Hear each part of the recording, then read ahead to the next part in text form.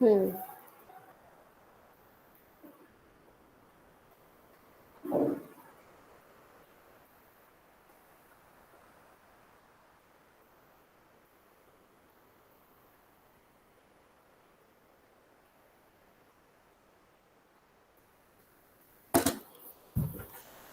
चलो जी, तो यूनिफैक्टर समझ में आया था तुम लोगों को?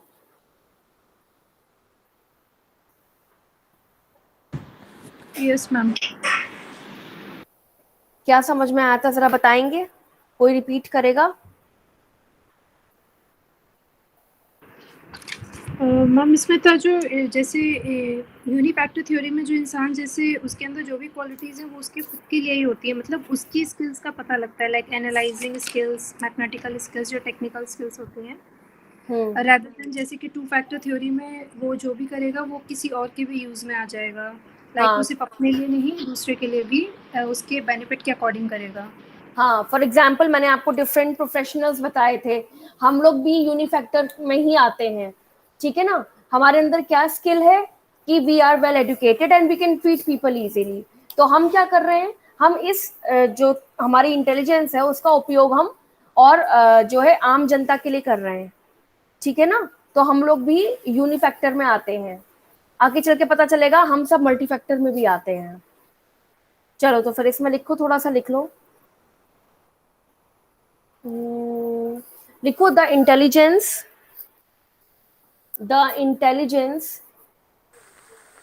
Excuse me ma'am. हाँ बेटा। मैम आवाज नहीं आ रही है। अरे मैंने ऑफ कर रखा है क्या? नहीं नहीं, आवाज तो आ रही है, बाकियों को आ रही है। यहाँ पानी बरस रहा है मैम, हो सकता है नेटवर्क की वजह से ऐसा हो। हाँ तो फिर अब बताएं क्या करें?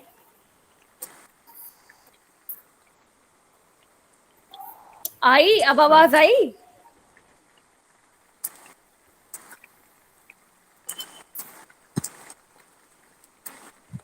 पानी यहाँ भी बरस रहा है हरिकेश सर, तो क्या करें बताएं? अब आवाज आई?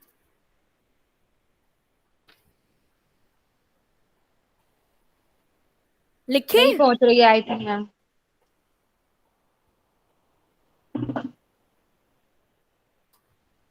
तो यस फिर मैम बताओ, कंटिन्यू। हम लिखो। Continue.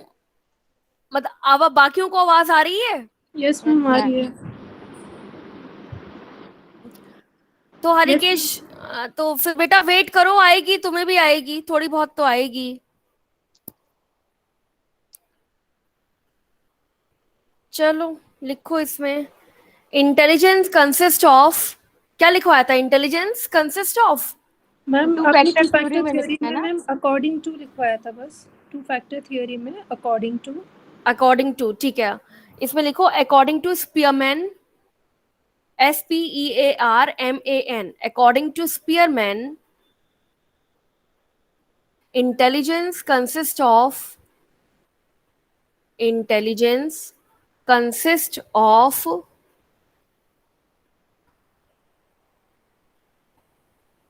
To main factors, two main factors.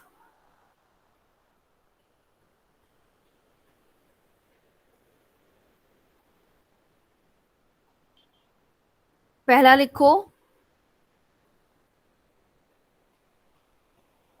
General factor, bracket में लिख देना capital G dash factor, general factor.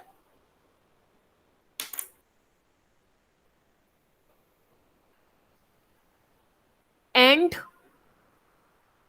And specific factor, and specific factor, capital S bracket में, specific factor.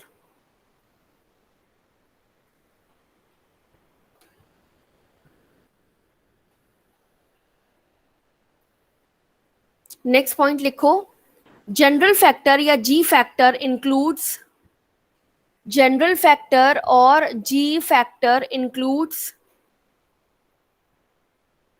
mental operations, mental operations,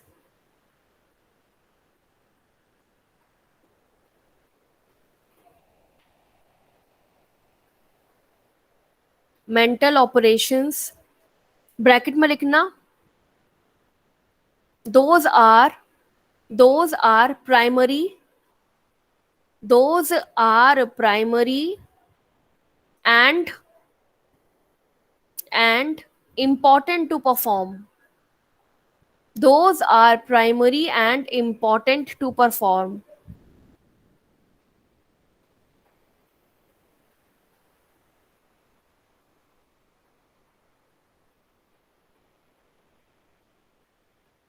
लिखा?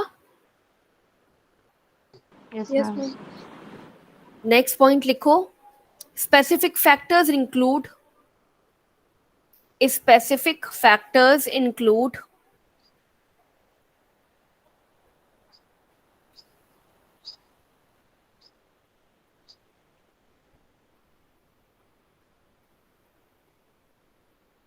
the abilities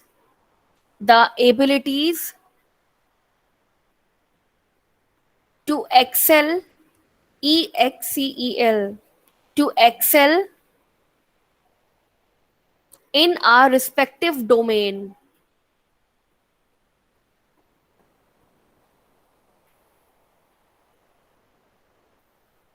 to excel in our respective domain.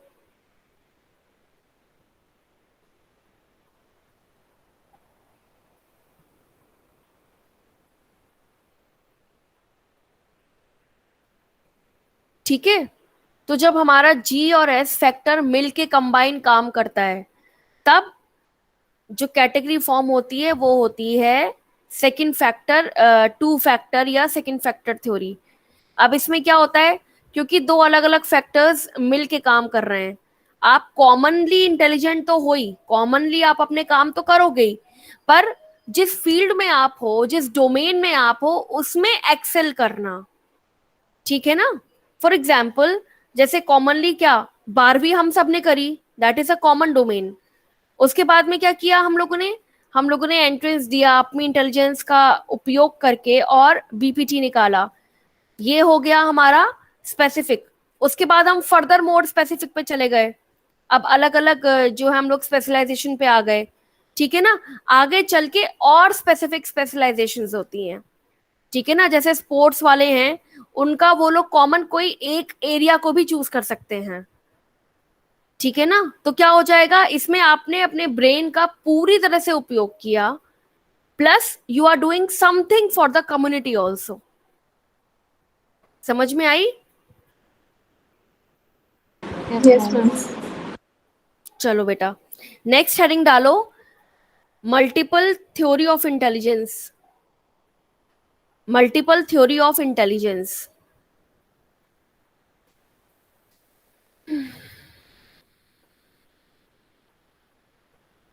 Multiple theory of intelligence.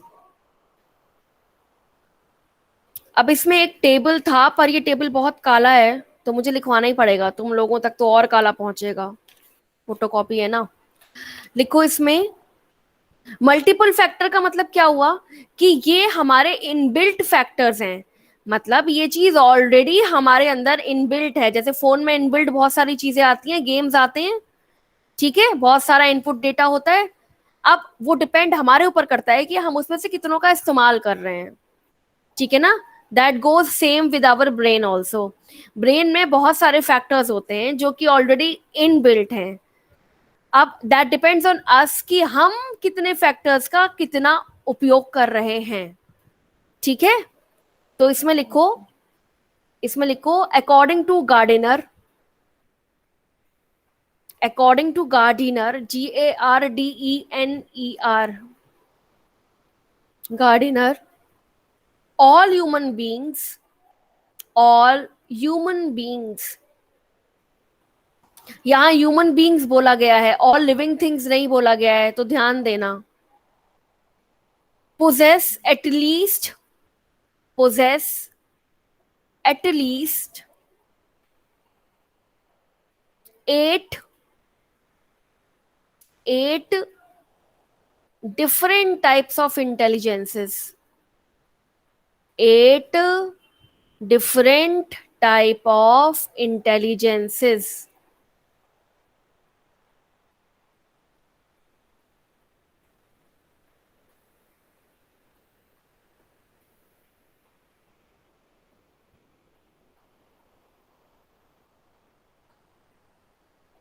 Next point लिखो इसी में, he also mentioned he also mentioned that it is not necessary, it is not necessary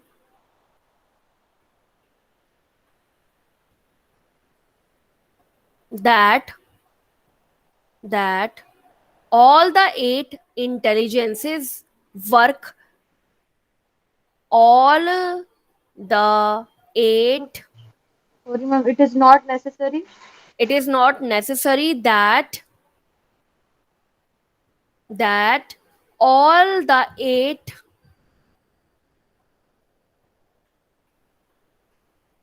intelligences, all the 8 intelligences should work at the same time, should work at the same time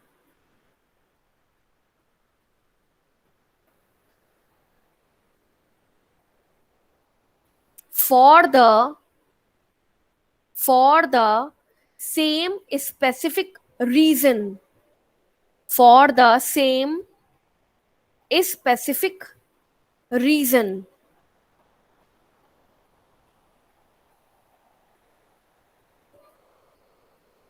for the same specific reason.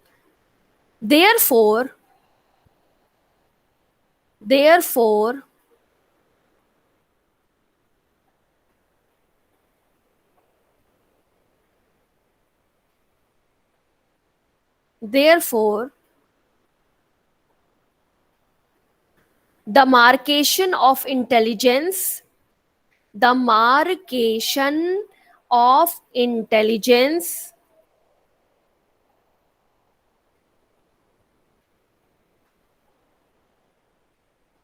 is not considered standardized, is not considered standardized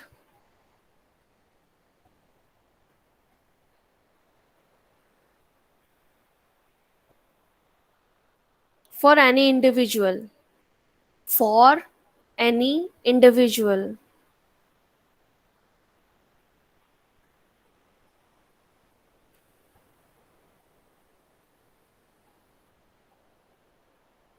लिखा बेटा? Yes ma'am. ठीक है, तो अभी तक हम लोगों ने यूनी पढ़ा और बाई पढ़ा, बाई माने 2 पढ़ा। अब हम आ गए मल्टी पर। मल्टी पर क्या था, जो हमारे गार्डिनर है उन्होंने बोला कि देयर आर 8 अलग अलग प्रकार के इंटेलिजेंस लेवल या इंटेलिजेंसेस होती हैं किसी भी हेल्दी इंडिविजुअल में, ठीक है ना। अब हेल्दी इंडिविजुअल का मतलब, इसको आप जितनी भी मानसिक रोगी हैं या जितने भी साइकेट्रिक इलनेसेस हैं उससे दूर रखिए, ठीक है ना। तो मैं आप हम सब हेल्दी इंडिविजुअल्स में आते हैं। हम सब के अंदर 8 प्रकार की डिफरेंट इंटेलिजेंसेस होती हैं, लेकिन अगेन आप उसको, जो उस दिन हम लोग लास्ट टाइम बात कर रहे थे कि आईक्यू लेवल उसका ज्यादा उसका कम, उससे आप उसको मेजर नहीं कर सकते हो। क्यों? क्योंकि जरूरी नहीं है कि सारी 8 एक साथ मिलके एक ही लेवल पे एक ही क्वेश्चन का आंसर दें, ठीक है ना। समझ में आया? फॉर एग्जाम्पल, कई बार क्या होता है कि अगर आपको कोई भी रीजनिंग का क्वेश्चन दिया जाए या कोई जनरलाइज घर में ही बात हो रही हो, तो क्या होगा, होता है ना, अरे बाद में याद आया, उस टाइम याद नहीं आया, बाद में इसका आंसर याद आया, ठीक। तो इसका मतलब क्या है, you have your brain capacity accordingly, लेकिन जरूरी नहीं है कि उस टाइम वो स्पीयर काम कर रहा हो। समझ में आई मेरी चीज? Yes ma'am. ठीक है, तो you can not divide or you cannot consider anyone intelligent or anyone fool according to the IQ measures, ठीक है ना। क्योंकि सबके अंदर भगवान दिमाग बराबर दिया है, वो डिपेंड करता है कि आप कौन सा एरिया इस्तेमाल कर रहे हो ज्यादा। जो ज्यादा इस्तेमाल करोगे definitely it will brush up more, ठीक है ना। इसीलिए पूरी तरह अपनी बुद्धि का प्रयोग करना चाहिए। तो अब इसमें लिखना शुरू करो तुम लोग, कौन कौन से स्पीयर्स की बात हम लोग कर रहे हैं। लिखो इसमें ऊपर एक छोटी सी हेडिंग डाल लो, उसमें लिखो 8 different intelligence, 8 EIGHT, 8 different intelligence are, और डैश लगा के लिखना शुरू करना। 8 इंटेलिजेंस या डिफरेंट इंटेलिजेंस आर, डैश लगाओ और ब्रैकेट में गार्डिनर लिख देना, ठीक है, क्योंकि सबके अलग अलग व्यूज होते हैं, अभी आगे दूसरों के व्यूज भी हैं। इसमें पहला लिखो लिंग्विस्टिक, लिंग्विस्टिक,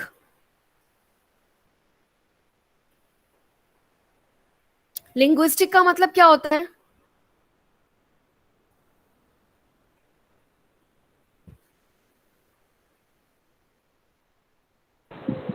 लैंग्वेज स्किल्स।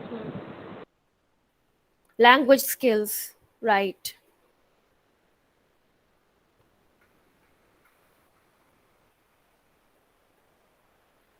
तो इसमें लिखो these are the skills, these are the skills involved in the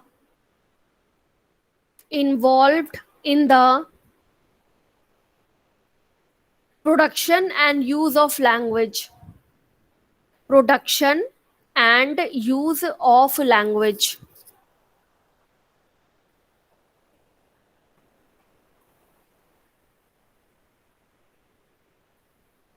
That is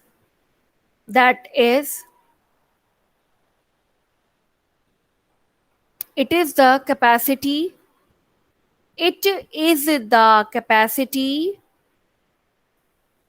to use a language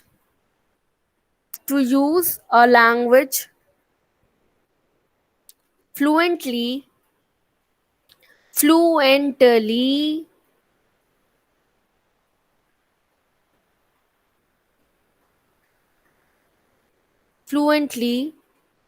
to express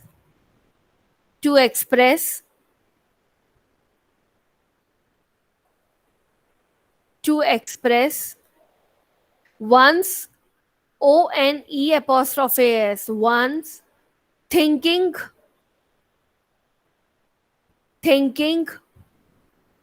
and understanding, one's thinking and understanding.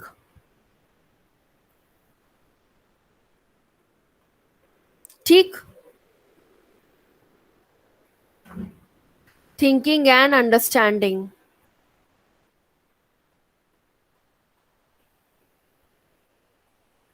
तो लिंग्विस्टिक में हमारा कौन सा एरिया आया? Language का एरिया पता है कहाँ होता है ब्रेन में?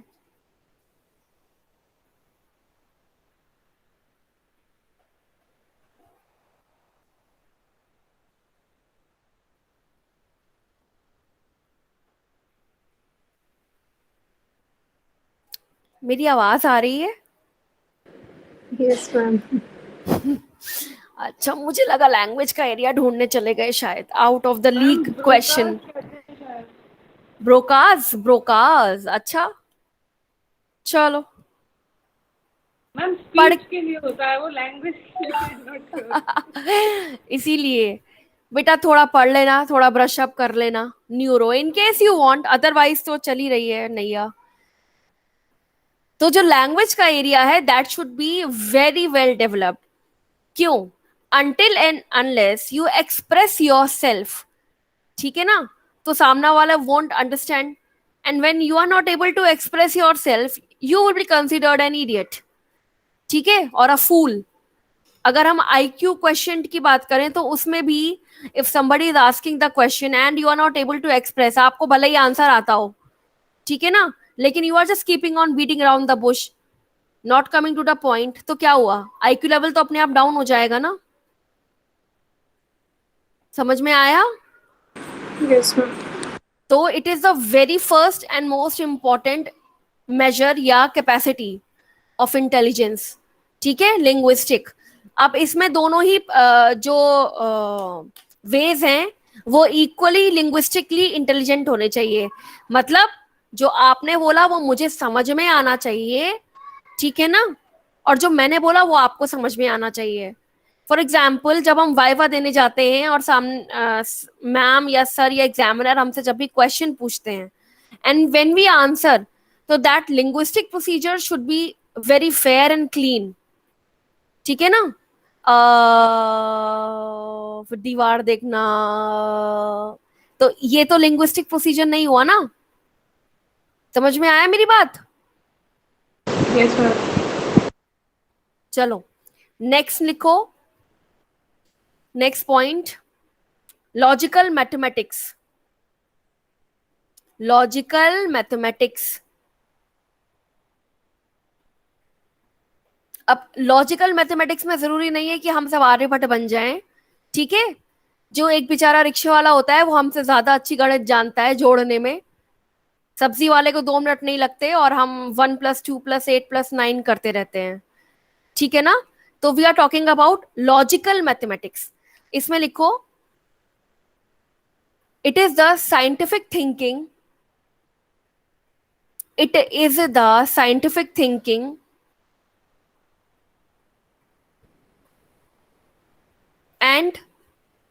and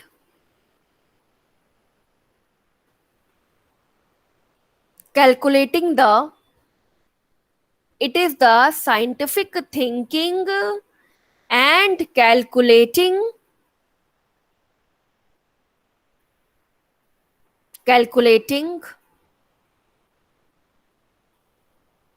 the problem,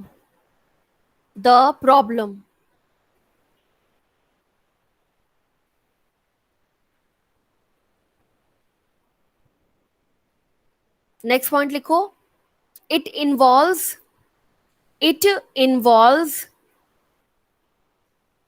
both, it involves both logical thinking and critical analysis. It involves both logical thinking and critical analysis.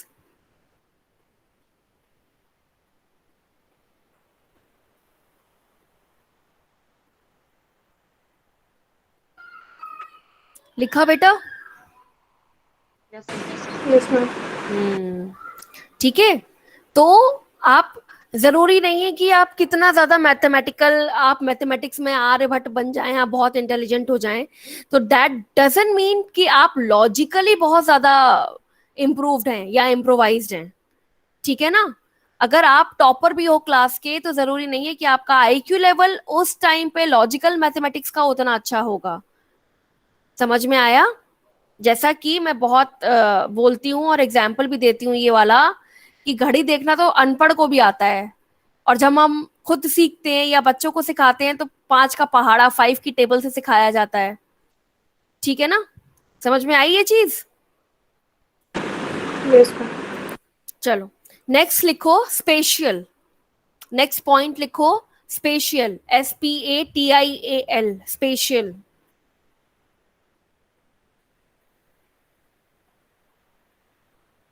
Special, इसमें लिखो, it is the skill, it is the skill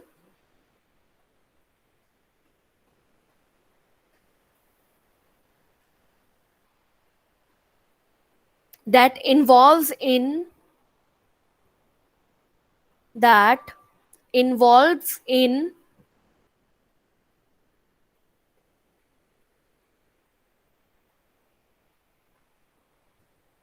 forming the visual images,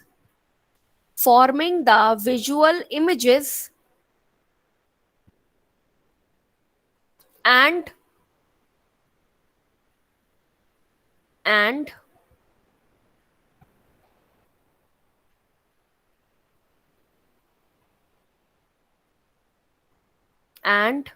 various different patterns, and various different patterns.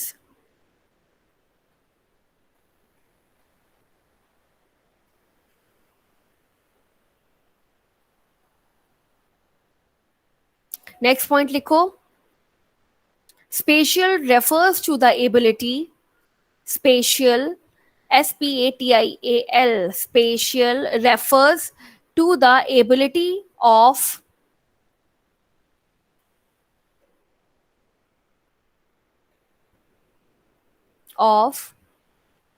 forming, forming, forming, using, using, using,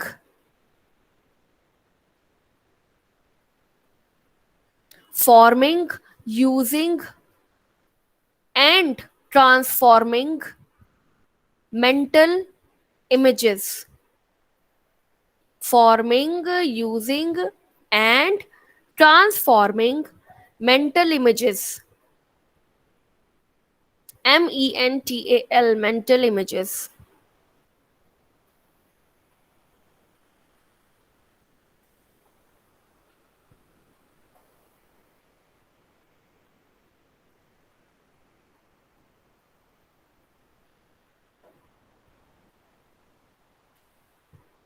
लिखा बेटा जी? Yes ma'am. तो इसको कैसे समझोगे? ये वो एरिया है ब्रेन का जो जितना ज्यादा डेवलप्ड होगा उतना ज्यादा आपके ब्रेन में इमेजेस बहुत ज्यादा क्लियर बनेंगे, प्लस फिर आप उनको वर्बली कम्युनिकेट करके बाहर भी बना सकते हो with the help of your hand. ठीक है, तो इस इंटेलिजेंस का उपयोग हम कई बार कब करते हैं? हम नहीं करते हैं एक्चुअली, इन्वेस्टिगेशन वाले करते हैं, जब उनको पूछना हो कि चोर कैसा था, क्या था. मूवीज में देखा होगा ना. Yes ma'am. Very good. दूसरा इसका सबसे अच्छा एग्जाम्पल है हेलुसिनेशंस. का नाम सुना है? Yes ma'am. हाँ, ये कब होते हैं बेटा और किन्हें होते हैं?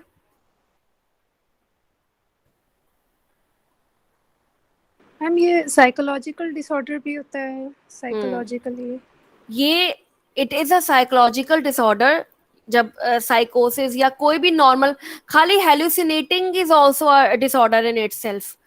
ठीक है ना. When you start seeing images, तो उसमें क्या है, उसमें आपके ब्रेन का ये पोर्शन इतना ज्यादा एक्टिवेट हो जाता है कि you start seeing someone.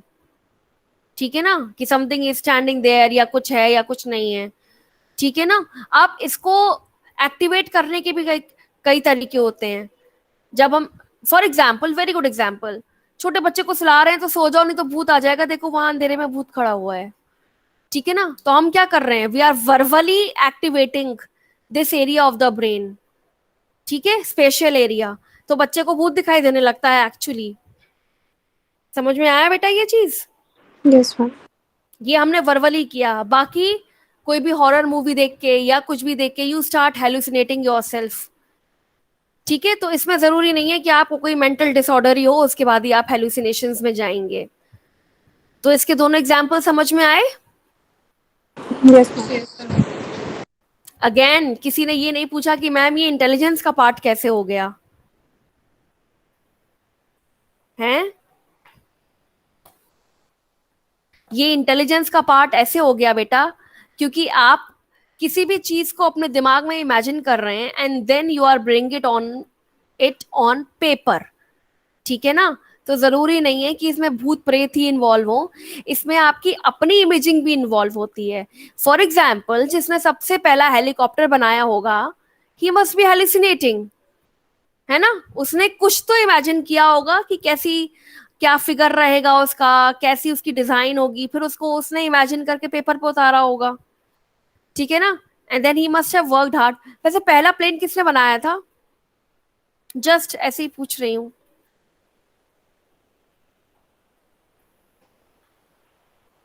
Okay, next point, musical.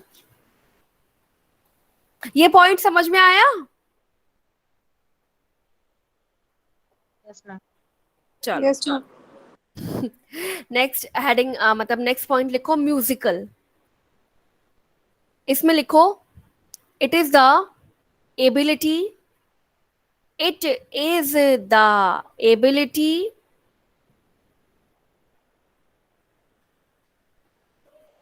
and and and sensitivity. It is the ability and sensitivity to the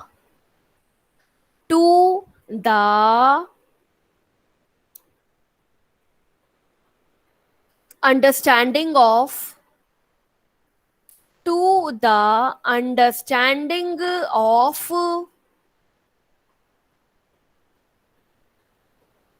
musical rhythms and patterns. Musical rhythms and patterns.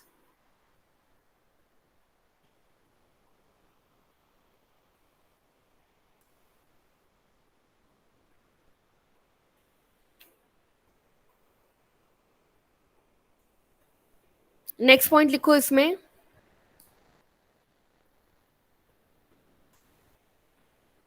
लिखो it is the procedure in which it is the procedure in which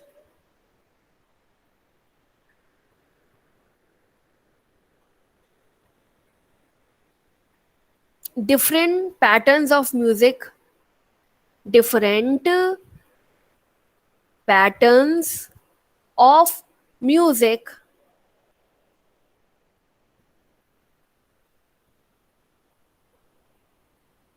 are created. Different patterns of music are created,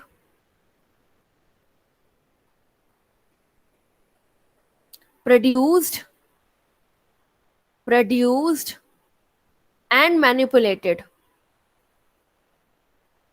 Different patterns of music are created, produced and manipulated.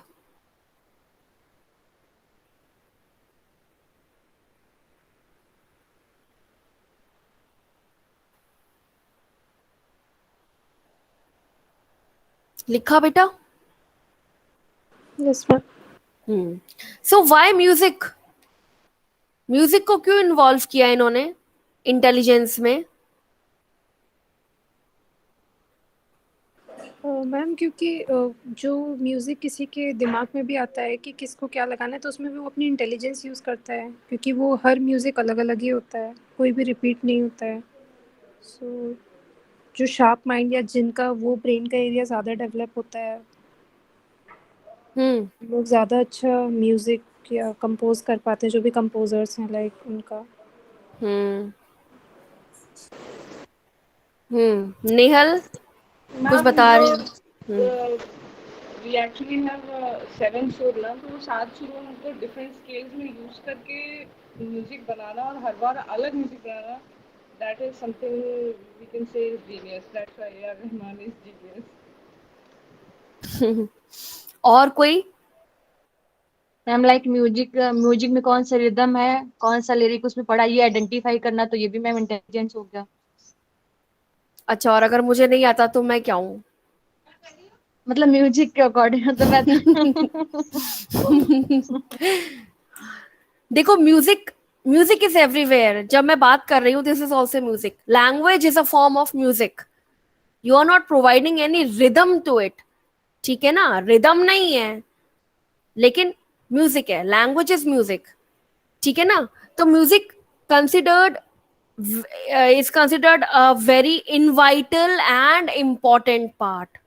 क्यों? ठीक है ना? क्यों? क्योंकि music आज से नहीं है, म्यूजिक है जब से दुनिया है तब से म्यूजिक है। कैसे आप समझ सकते हैं? अगर म्यूजिक नहीं है तो तुम लोगों ने शायद अभी कुछ थोड़े 2-3 साल पहले यूएफओस की आवाज को रिकॉर्ड किया गया था, साउंड्स को रिकॉर्ड किया गया था, इन केस अगर आप लोगों ने ध्यान दिया हो तो, ठीक है? तो music is very important until unless you go through the rhythm and you know how to read the rhythm, then only you can decode thousands of things, ठीक है ना?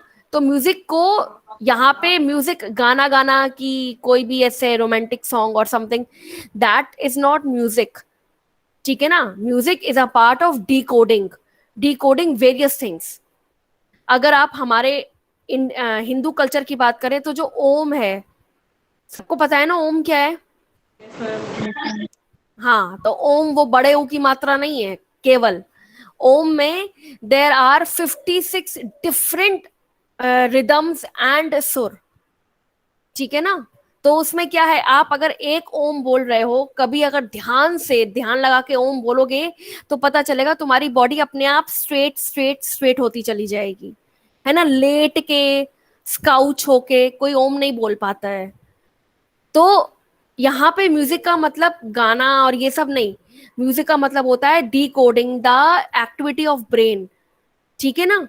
हाँ, जब हम रिदम की बात करते हैं जो म्यूजिक का एक पार्ट है, देन कम्स की सारे गाने एंड ऑल, ठीक है ना? तो म्यूजिक कंपोज करना भी is not so easy composers के लिए।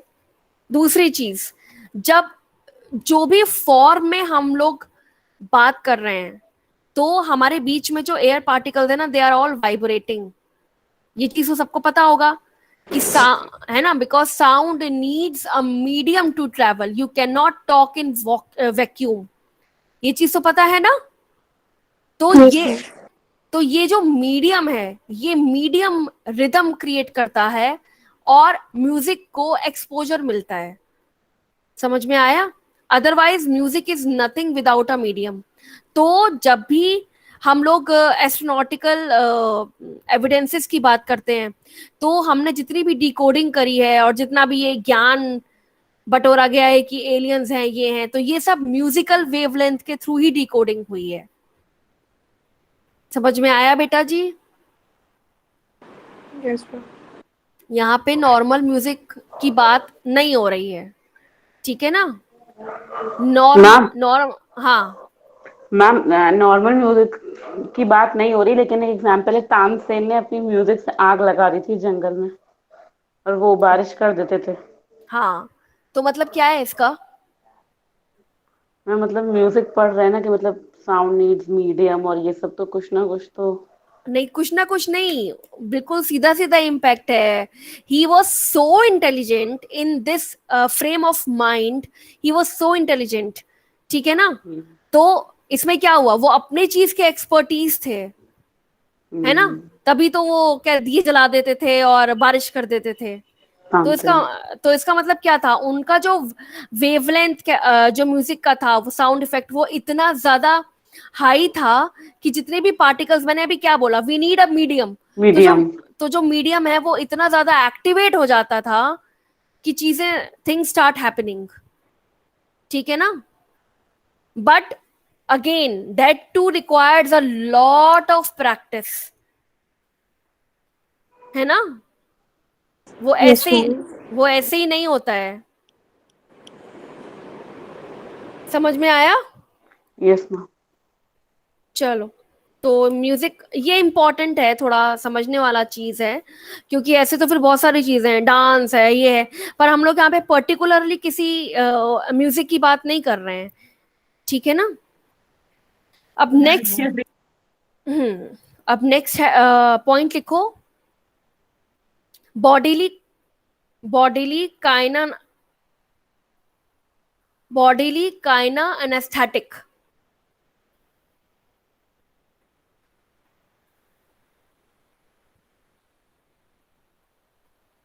ये गलत लिखा हुआ है, रुको, इसमें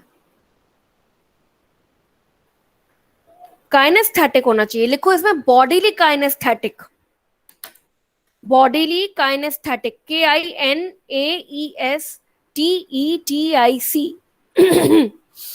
बॉडीली काइनेस्थेटिक। काइनेस्थीसिया क्या होता है, या काइनेस्थेटिक क्या होता है?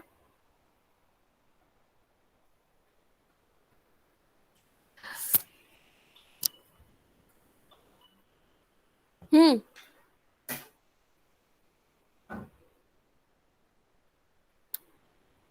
काइनेस्थीसिया क्या होता है? फिजियोथेरेपिस्ट पूछ रही हूं मैं कुछ। मूवमेंट्स होते हैं, जो हम लोग मूवमेंट्स करते हैं, तो वो जो जॉइंट्स में जो मूवमेंट्स होते हैं, जिसके थ्रू भी जैसे प्रोप्रायोसेप्टर्स जो मूवमेंट कराते हैं, तो उस पूरे बॉडीली मूवमेंट को, सेंसेशंस को, इन सबको मिला के काइनेसियोलॉजी बोलते हैं। Kinesiology. Yes, ma'am. Kinesiology is what?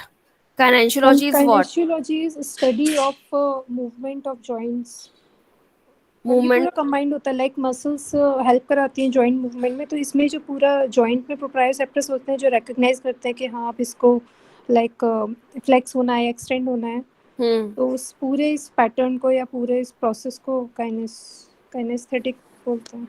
Kinesthesia. हाँ, kinesthetics. तो bodily kinesthetics का मतलब क्या हुआ? When you know how to use your body, ठीक है ना, in a definite proportion and measurement, तो उसको हम लोग बोलेंगे bodily kinesthetics या bodily kinesthesia. लिखो इसमें,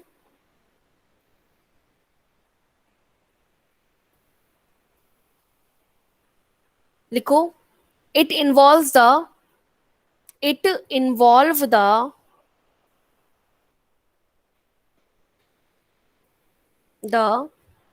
amount of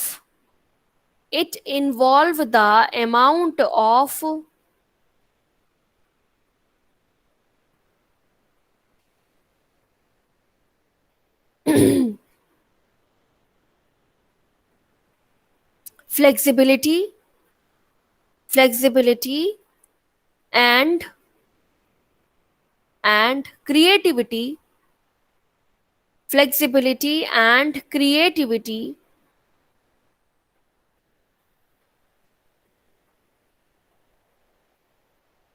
while using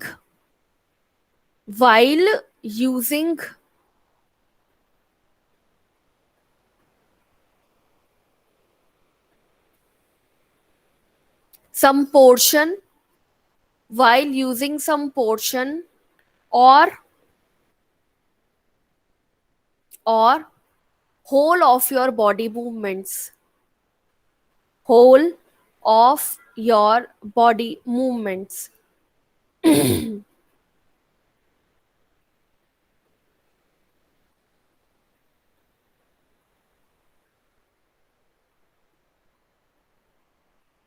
next point लिखो इसी में, it includes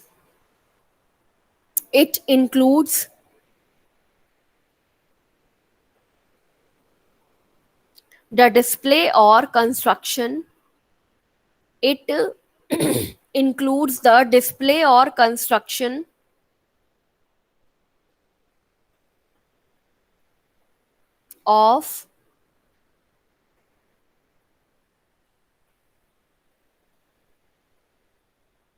of products and their problems,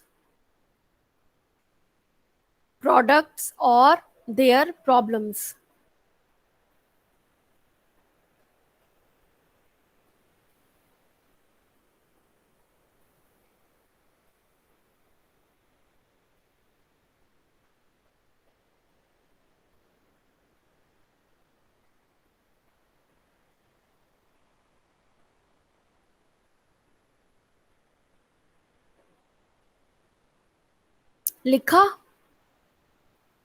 yes ma'am. ठीक, तो इसका सबसे अच्छा एग्जाम्पल क्या होगा बॉडी कैनेस्थेटिक्स का?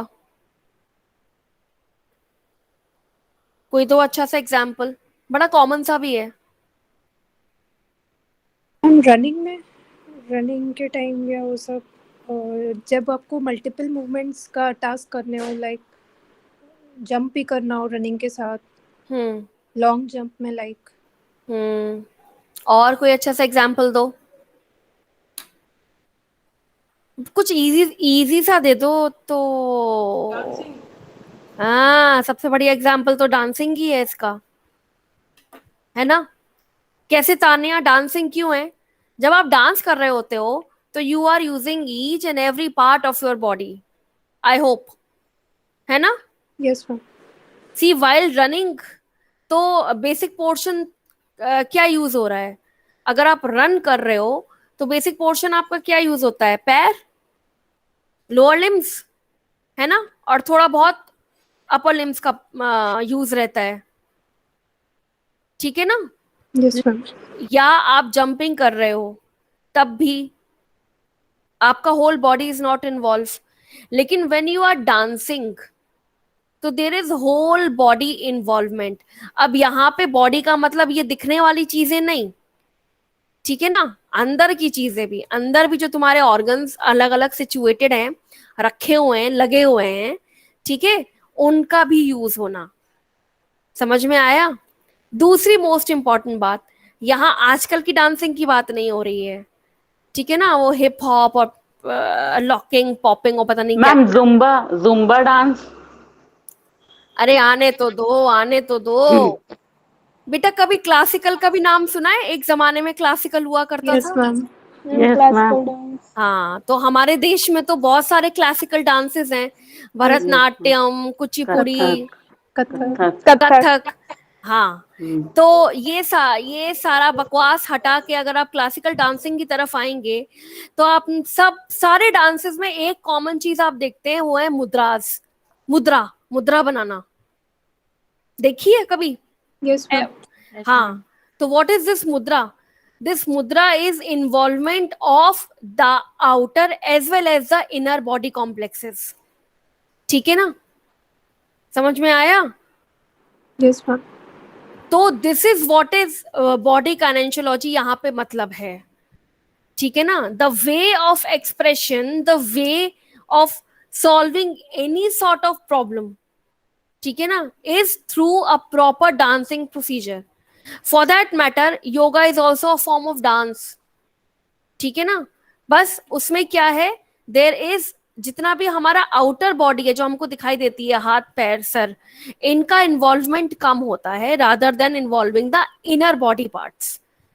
जब आप योग करते हो, अभी तो 2-3 दिन पहले योगा दिवस मना के चुके होंगे होपफुली, तो उसमें क्या होता है, जब हम योगा की पोजीशंस ट्राई करते हैं तो लेट के बैठ के तो योगा होता नहीं है, there has to be a proper position, जब पूरे body molecules everything situated in the body is aligned in a proper form, ठीक है ना।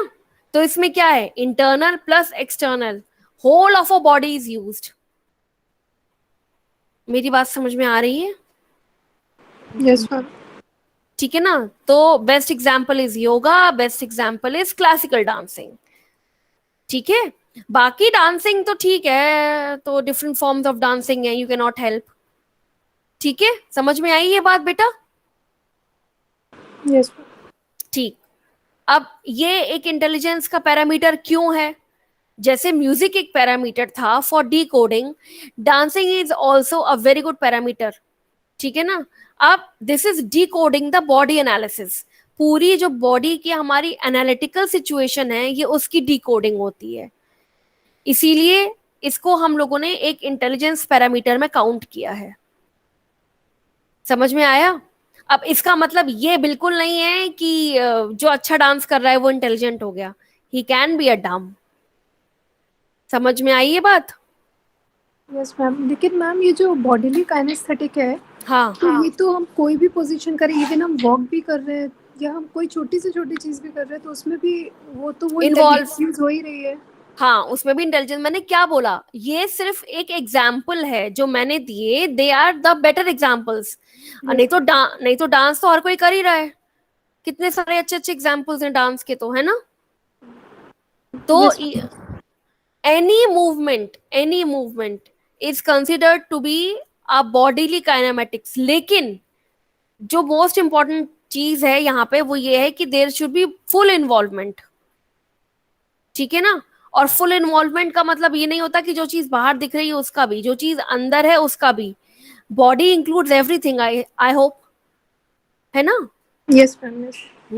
तो सबका अलाइन होना इज वेरी इंपॉर्टेंट, और सबका एक साथ अलाइन होके मूवमेंट करना इज मोस्ट इंपॉर्टेंट, ठीक है बेटा। यस। अब यहाँ पे हमारा नेक्स्ट पॉइंट लिखो, मतलब कितने पॉइंट्स हो गए वैसे? 8 होने चाहिए ना? मैम 5 हो गए। 5 हो गए। 5 हैं। नेक्स्ट लिखो naturalistic, naturalistic,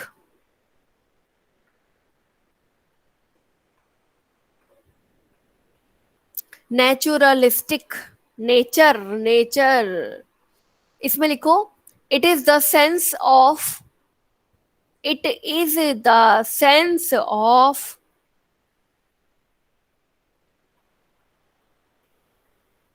analyzing the natural world. It is the sense of analyzing the natural world.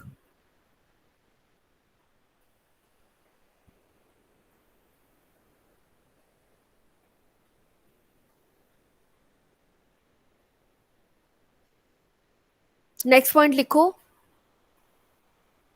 It involves our complete relationship.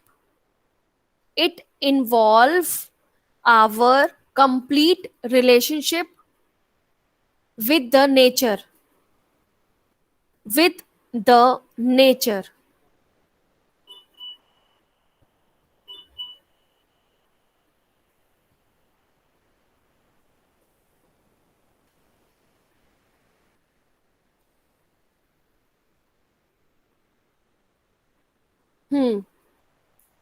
तो थोड़ा समझाओगे, क्या समझ में आया?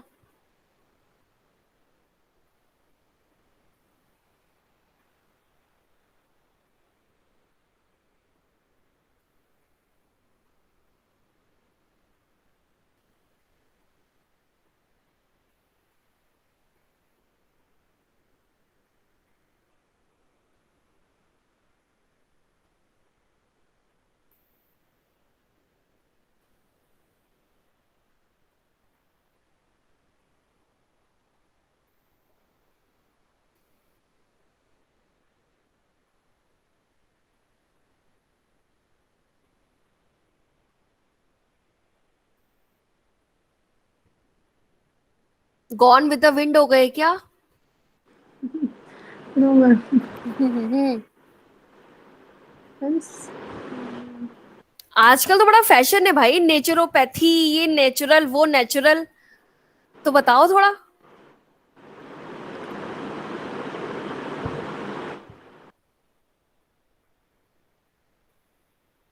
मैम एंगेजमेंट्स में भी नेचुरल फूलों से सब तैयार होते हैं.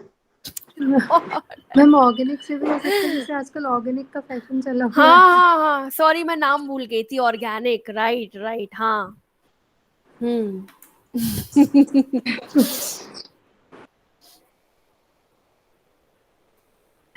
तो ऑर्गेनिक का मतलब क्या होता है? When you are using nature, Yes, है ना? ma'am, without chemical.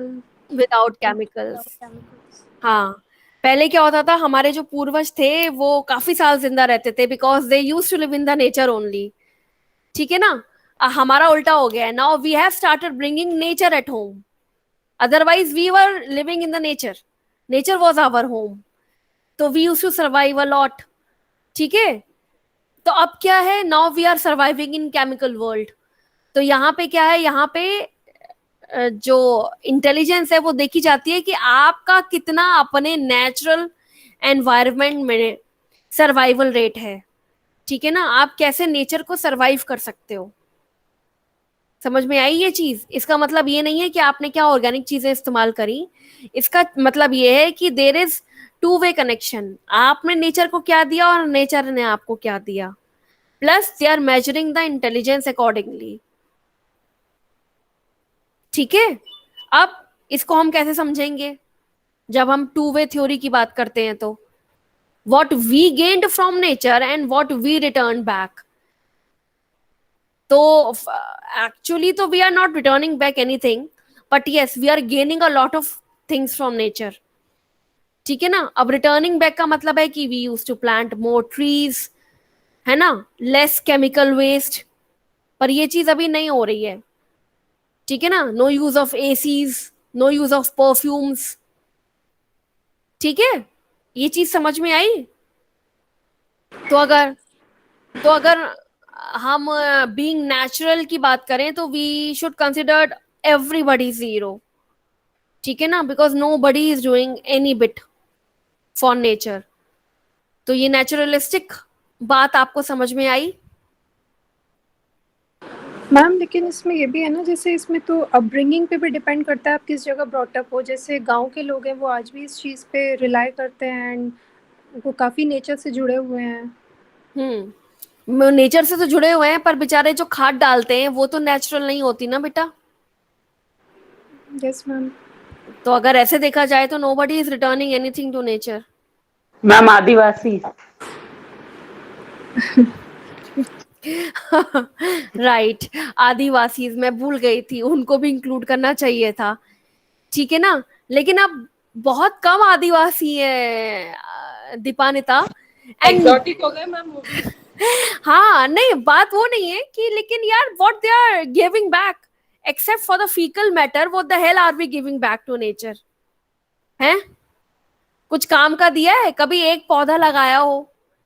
हाँ, हमने अपने घर में नेचर जरूर इकट्ठी कर लिया है छोटे छोटे गमलों में, है ना। मैं ये नहीं कह रही कि everybody is useless and we are not doing anything. There are people India में कितने लोग हैं जिन्होंने जंगल उगाए हैं, है ना। तो ठीक है, दे आर रिटर्निंग बैक, तो दे आर नेचुरलिस्टिकली इंटेलिजेंट। समझ में आया? दे आर नॉट डम, दे आर नेचुरलिस्टिकली इंटेलिजेंट। तो आजकल, आजकल नहीं पहले भी सदियों से इंटेलिजेंस के अलग अलग प्रकार होते हैं। ठीक है, तो ऐसा नहीं है कि अगर हमारे अंदर कोई आईक्यू में अगर हमारा कम आ रहा है तो मतलब we do not have brain और we do not use our brain, we use it but in a different way. चलो ये तो आगे की बात है। मैम इंटेलिजेंस को हुनर से पहचाना जाता है। आगे अभी दीपानिता हुनर आ रहा है, आओ देखते हैं। चलो नेक्स्ट लिखो, interpersonal relationships. Interpersonal relationship,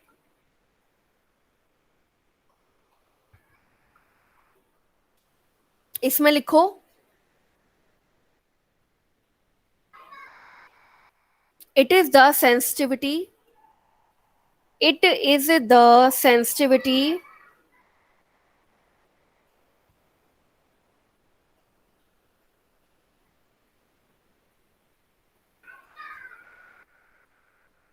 to, it is the sensitivity to subtle, subtle, subtle, subtle, the aspects of, it is the sensitivity to subtle, the aspects of others behavior, others behavior।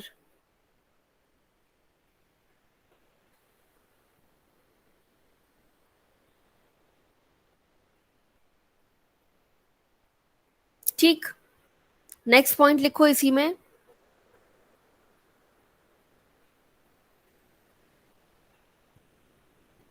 it is the way of judging, it is the way of judging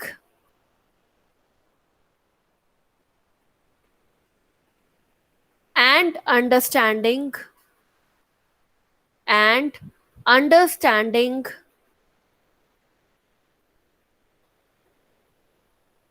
the motives, feelings and behavior, the motive, feelings and behavior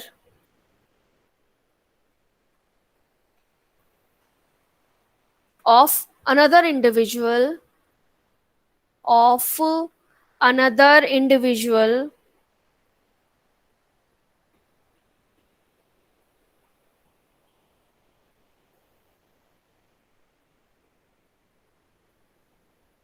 for a better,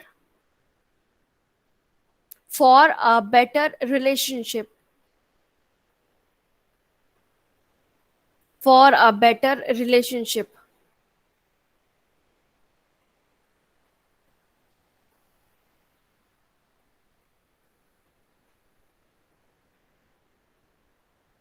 interpersonal का मतलब क्या हुआ? दो individuals के बीच में कितनी understanding है, ठीक है, या आपका ब्रेन कितना एक्टिवेटेड होता है जब आपसे कोई सामने वाला XYZ बंदा कोई भी नॉर्मल बात कर रहा है, सिंपल बैठ के ऐसे ही चाय पे बात कर रहे हो, तो आपको उसके क्या फीलिंग्स हैं, क्या आपको उसका मोटिव समझ में आता है, ठीक है ना।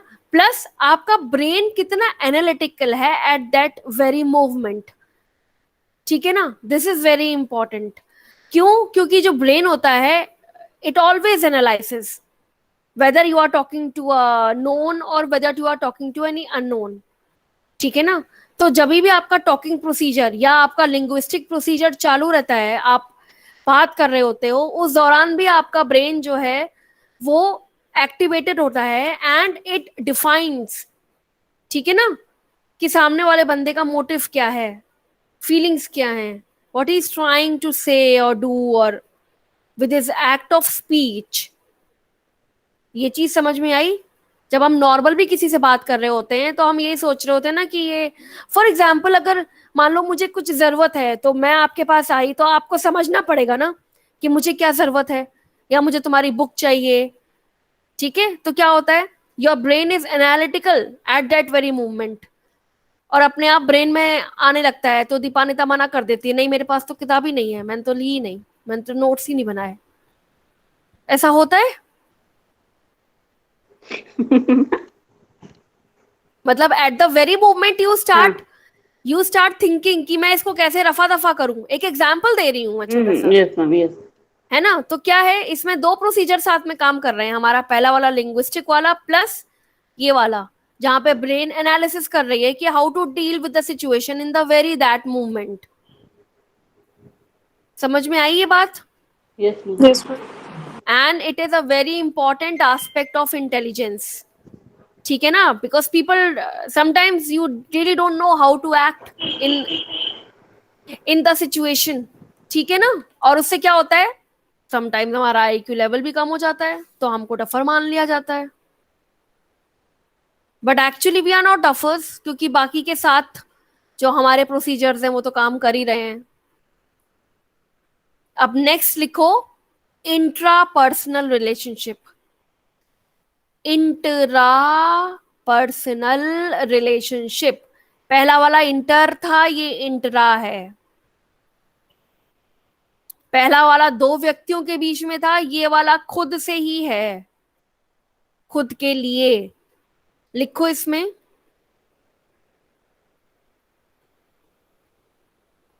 it is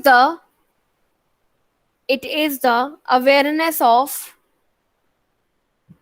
it is the awareness of own's feelings, OWN apostrophe S, own's feeling, motives and desires, own feelings, motives and desires.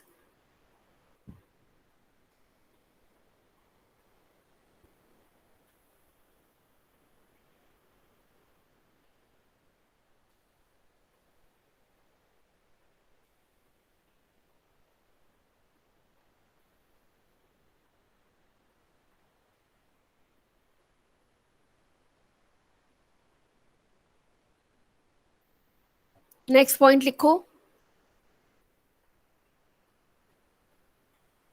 it refers to the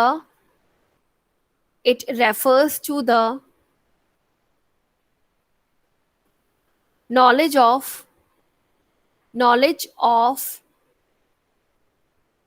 self. It refers to the knowledge of self,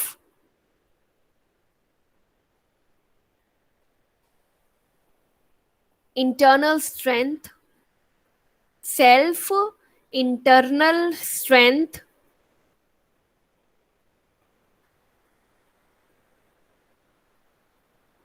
weaknesses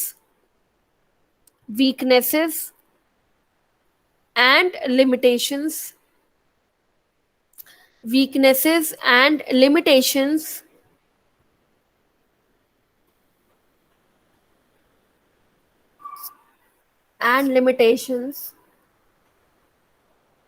फिर comma लगा के लिखो, and their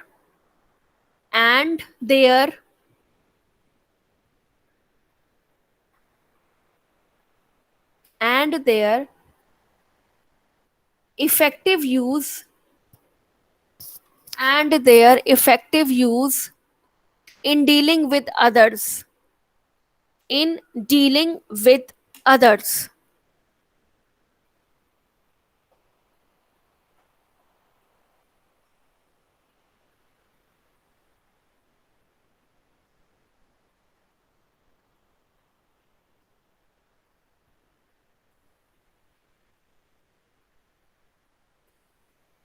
लिखा? Yes ma'am. समझाओ जरा मुझे क्या है। सिंपल सा है।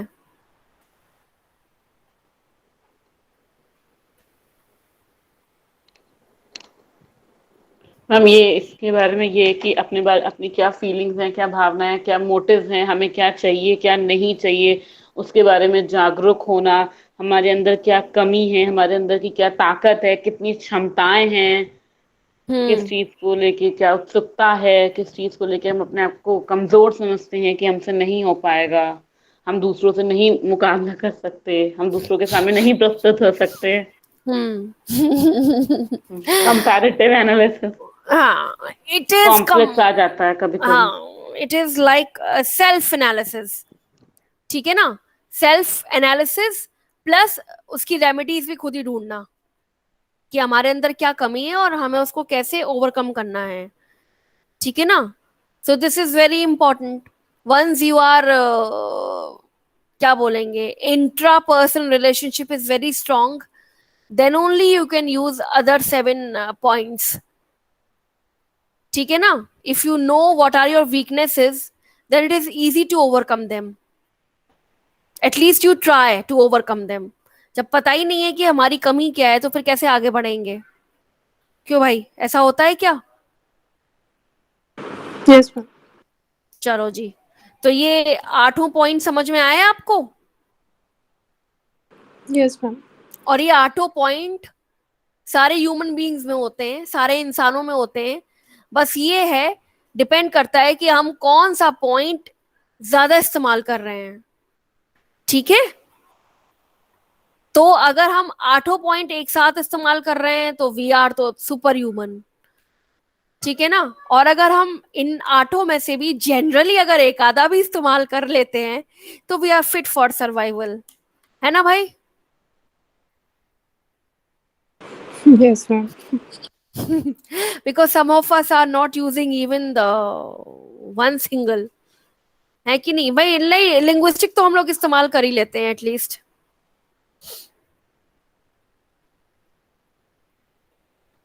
चलो नेक्स्ट, अब लिखो सबका favourite topic IQ। The heading डालो, concept of intelligence quotient. concept of intelligence quotient, IQ।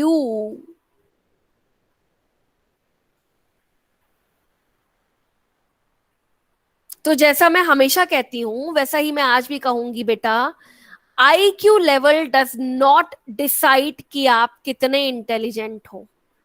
ठीक है ना? It is just a calculation. ठीक है ना? एक IQ लेवल ये नहीं डिसाइड करता है कि कौन कितना होशियार है। समझ में आया? क्योंकि हर किसी का होशियारी का पैरामीटर अलग होता है।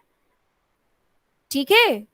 कोई गाने में होशियार है, कोई नाचने में होशियार है, कोई वर्बल स्पीच में होशियार है। नेता लोग कितने होशियार होते हैं। और लेकिन अगर IQ ले लिया जाए उनका तो फिर तो वो तो क्या बोले, फिर तो मैं तो, हम तो, आप तो, है ना? समझ में आई? Yes, ma'am. मैम उनकी स्पीचेस में तो IS लिखते हैं। ये देखो, IAS तो बाद में लिखते हैं। नेता लोग अपनी स्पीचेस जो स्टार्टिंग की होती हैं वो तो खुद ही दे के आगे बढ़ते हैं ना, तब तो IAS के लेवल पे पहुंचते हैं वो बेचारे, जब उन्हें IAS मिलता है लिखने के लिए। Yes, ma'am. One of my friend told me she's in Delhi, so she told me that IS used to write. Yes, लिखते हैं, लेकिन बेटा वो IAS के लेवल तक पहुंचने के लिए भी आपको अपनी स्पीच पहले खुद ही देनी पड़ती है। अगर आज Yes, मैं ma'am. है ना, अगर आज मैं नेतागिरी स्टार्ट करूंगी तो IAS वोंट बी कमिंग कि लाओ शिवांगी मैम आपकी स्पीच लिख दूं, है ना? Until unless I am a big shot, ठीक है, कि चलो पहले मुझे तो पता भी नहीं है स्टेप्स क्या क्या होते हैं जीतने वाले। तो जब हम छोटे छोटे स्टेप से आगे बढ़ते हैं, तो जब हम पहुंचते हैं किसी सीएम वीएम लेवल पे या उससे थोड़ा बहुत नीचे में, तब हमको एक आईएएस मिलता है जो हमारी स्पीच लिखता है। ठीक है, और वो भी ऐसा कुछ जरूरी नहीं है, लिखते हैं when they are asked to write. Otherwise जो बड़े बड़े लीडर्स होते हैं वो अपनी स्पीचेस खुद ही देते हैं। ठीक है ना। यस। चलो भाई, तो हाँ, तो मैं क्या बता रही थी, हाँ मैं ये कह रही थी कि जो ये जो आईक्यू है, intelligent question, this is not a parameter to जज एनीबॉडीज इंटेलिजेंस।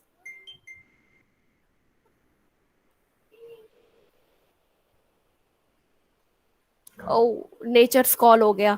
चलो भाई जल्दी से आईक्यू लिख लो क्या होता है। इसमें लिखो, इन 1922 in 1922 William Stern,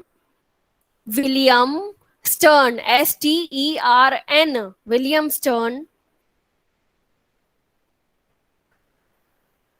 a German psychologist,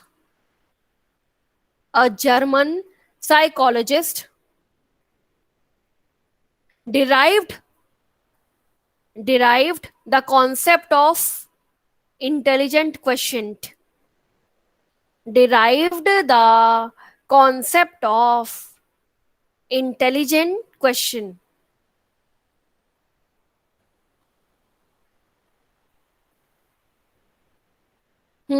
तो ऐसा नहीं है कि 1922 से पहले लोग इंटेलिजेंट नहीं हुआ करते थे या उनके आईक्यू लेवल्स नहीं हुआ करते थे। ठीक है, तो इन्होंने क्या किया, विलियम भाई ने एक इंटेलिजेंट क्वेश्चन बना दिया, मतलब कि एक डिमार्केशन बना दिया कि हम ये कैलकुलेट कर सकते हैं कि किसी की ब्रेन डेवलपमेंट प्लस उसका एज डेवलपमेंट मैच करता है या नहीं। ठीक है ना। पर उन्होंने भी कहीं पे ये नहीं बोला था कि अगर मैच करता है तो वो बंदा इंटेलिजेंट होगा। नहीं, अगर किसी का बॉडी का डेवलपमेंट और उसकी ब्रेन का डेवलपमेंट मैच करता है तो मतलब ही इज ग्रोइंग परफेक्टली। समझ आया, उसका विकास हो रहा है, पर जरूरी नहीं है कि वो इंटेलिजेंट हो रहा है। दोनों में बहुत अंतर है, इस बात को समझना। ठीक है,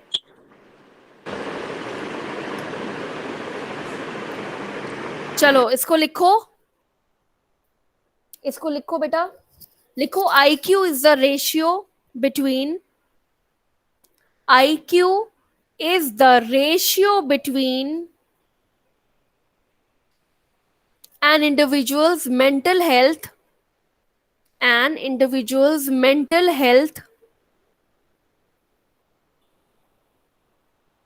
health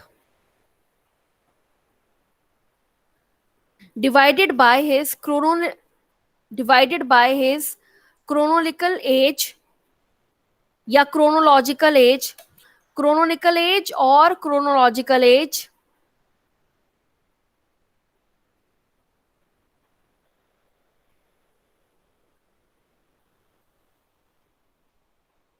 chronological और chronological age multiplied by 100, multiplied या into by 100।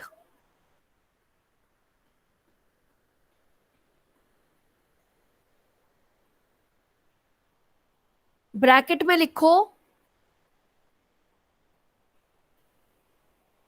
to avoid fractions, to avoid fractions into 100 करने से क्या होगा, फ्रैक्शन खत्म हो जाएगा ना, इसीलिए उन्होंने into 100 कर दिया था। अब इसका फॉर्मूला लिखो, IQ is equal to, सब कैपिटल में लिखना है, IQ is equal to MA mental age upon CA chronological age into 100, MA upon CA into 100।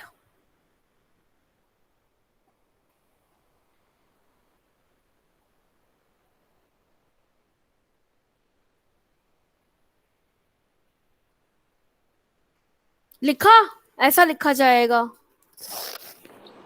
Yes ma'am. मुझे नहीं दिख रहा, तुम लोगों को दिख रहा है?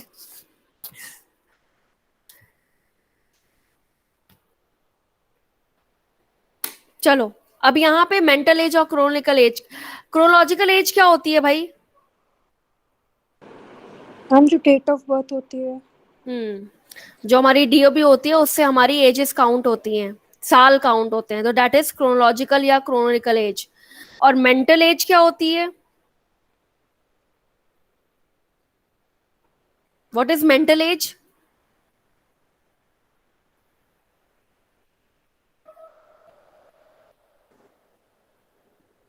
Okay, very good, as expected. Mental age होती है बेटा, फॉर एग्जाम्पल, एक 12 साल के बच्चे को क्या सोचना चाहिए, क्या समझना चाहिए, और क्या क्या उसको अपने ब्रेन का इस्तेमाल करना चाहिए किसी भी सिंपल क्वेश्चन को सॉल्व करने के लिए 12 साल की एज में। ठीक है ना? That is mental age. समझ में आया कि एक 12 साल के बच्चे का दिमाग कितना विकसित हुआ है उसकी एज के अकॉर्डिंग। फॉर एग्जाम्पल, तुम लोगों ने पीडियाट्रिक्स तो पढ़ा होगा ना, 3rd ईयर में? Yes ma'am. गुड। पीडियाट्रिक्स में तुम लोगों ने एक बच्चे के पैदा होने से लेके और आई थिंक 1 साल 1.5 साल तक का उसमें एक पूरा माइलस्टोन। माइलस्टोन्स माइलस्टोन्स होते हैं, yes yes ma'am. Ma'am. Right? तो हर किसी के एज के अकॉर्डिंग उसके माइलस्टोन्स होते हैं, ठीक है ना? और जो मैक्सिमम माइलस्टोन्स होते हैं वो हमारे 60-65 तक जाते हैं, एज की बात कर रही हूं मैं, ठीक है ना? तो different age has different milestones. तो when you are covering your milestones, जब आप एक एक माइलस्टोन को आगे आगे पार करते जाते हो, कवर अप करते जाते हो, दिस मीन्स कि आप अपने ब्रेन के या मेंटल एज के अकॉर्डिंग चल रहे हो, ठीक है ना? अब उसमें 1 महीना 2 महीने का डिले इज ओके, ठीक है ना? हम लोग सर्कमस्टेंशियल डिलेस को कंसीडर करते हैं, 1 महीना 2 महीना डिले इज ओके। लेकिन अगर उससे ज्यादा डिले हो रहा है then yes there is a problem, ठीक है ना? तभी हम लोग डिलेड माइलस्टोन्स का नाम दे देते हैं, अगर सुना हो तो। Yes ma'am. Very good. और ये जो माइलस्टोन्स का कैलकुलेशन है बेटा, ये पहले महीने से चालू हो जाता है, ठीक है ना? When the baby is in the verb. समझ में आया? Ma'am, I have one question. Hmm. Ma'am, how we will come to know the mental age of a child? अरे वही तो बता रही हूँ अभी। नहीं मैम, वो आपने हाँ, बताया, लेकिन मैम जैसे upon chronological age numeric in form में मैम 200। कैसे पता लगेगा? न्यूमेरिक फॉर्म में हाँ। आप बता रही हूँ, आगे आएगा, वही आएगा यस। न्यूमेरिक फॉर्म में। तो इसमें लिखो, लिखना इतना बेसिक समझ में आ गया ना कि मतलब मेंटल एज है क्या? Yes ma'am. Yes when you yes are ma'am. when you are crossing all the milestones then you are overcoming the mental age, ठीक है ना? या फिर meeting the requirement of a mental as. अब लिखो होता क्या है और इसे कैलकुलेट कैसे करते हैं। इसमें लिखो, it is the measurement of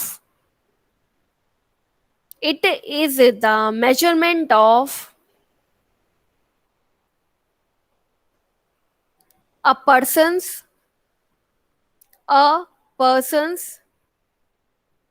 intellectual development, a person's intellectual development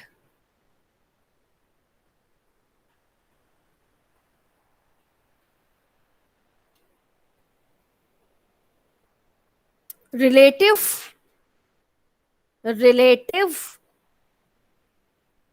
to the people of his or her age group, people of his or her age group।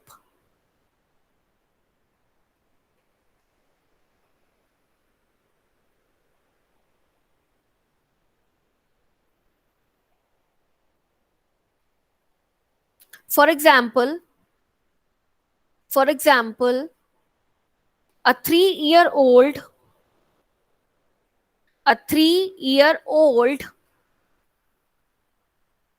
should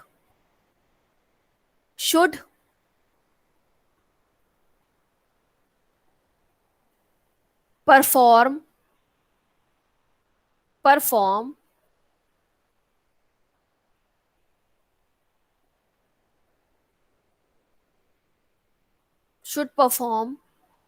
the intelligence level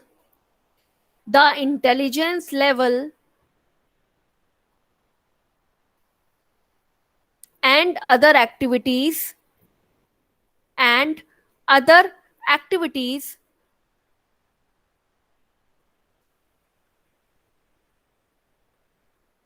according to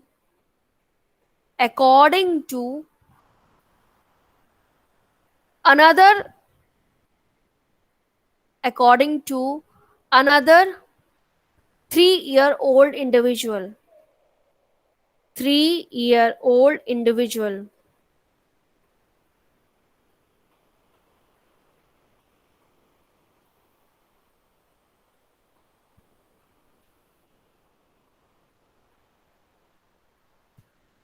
next point लिखो इसी में. There are various methods of calculating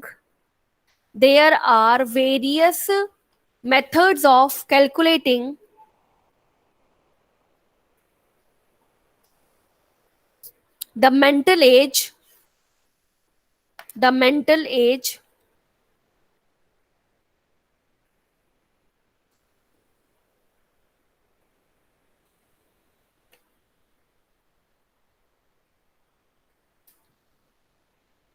of an individual.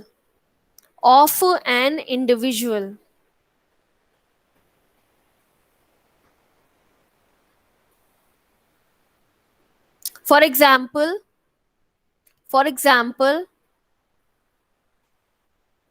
comparing it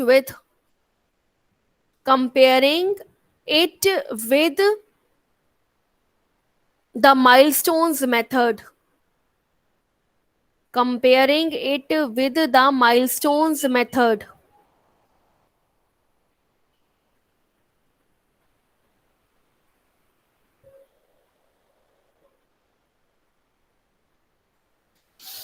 ठीक है, ये चीज समझ में आई? इतना समझ में आया? Yes ma'am. तो इसके ऑलरेडी बहुत सारे टेस्ट जो हैं वो इनबिल्ड होते हैं, बने हुए हैं, जिसके बाद आप ग्रुप ऑफ इंडिविजुअल्स को इकट्ठा करके एंड यू कैन डिफरेंशिएट कि इसकी एज कितनी होनी चाहिए, मेंटल एज कितनी होनी चाहिए. ठीक है ना? जैसे कि फॉर एग्जाम्पल मैंने अभी बताया था माइलस्टोन्स होते हैं, तो वी एक्सपेक्ट कि एक 3 साल का बच्चा क्या क्या चीजें करेगा. ठीक है ना? तो उसके लिए फॉर्मूलाज होते हैं. वो फॉर्मूलाज में ऐसा नहीं है कि उसमें कुछ ऐसे अपॉन करके कुछ फॉर्मूलाज होते हैं. वो सिंपल थिंग्स होती हैं, चीजें होती हैं जो एक 3 साल के बच्चे को करना चाहिए.